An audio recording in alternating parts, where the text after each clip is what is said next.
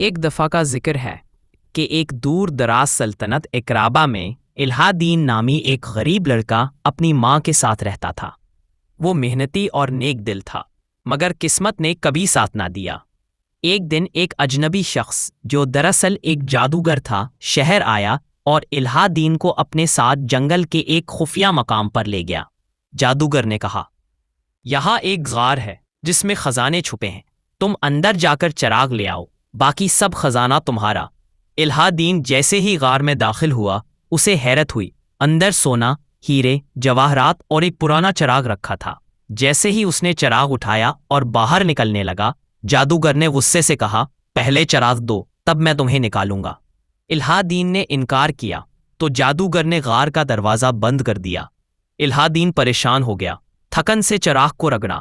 اچانک دھواں اٹھا اور ایک جن نمودار ہوا۔ جن بولا، آپ کا خادم حاضر ہے، جو چاہیں حکم دے۔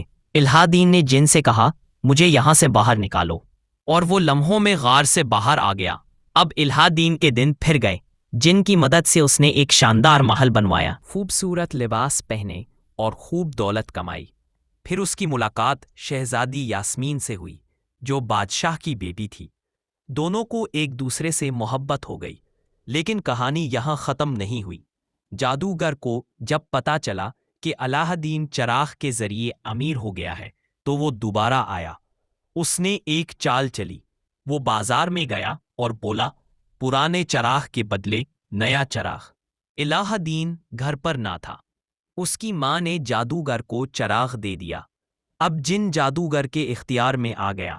اس نے محل، دولت اور شہزادی سب چھین لیے۔ الہا دین بہت دکھی ہوا، مگر ہمت نہ ہاری۔ وہ دور دراز سفر کر کے جادوگر کے محل تک پہنچا۔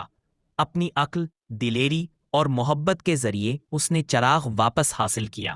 اس بار اس نے جن سے کہا، جادوگر کو ہمیشہ کے لیے ختم کر دو۔ جن نے ایسا ہی کیا۔ اب سب کچھ واپس الہا دین کے پاس آ گیا۔ الہا دین نے جن سے آخری خواہش کی، تم آزاد ہو، اور جن خوشی سے ہوا میں تحلیل ہو گیا۔ الہا دین اور یاسمین نے شادی کی اور خوشی سے اپنی سلطنت سنبھالی۔ سبق: سچی نیت، عقل اور ہمت سے انسان ہر مشکل پر قابو پا سکتا ہے۔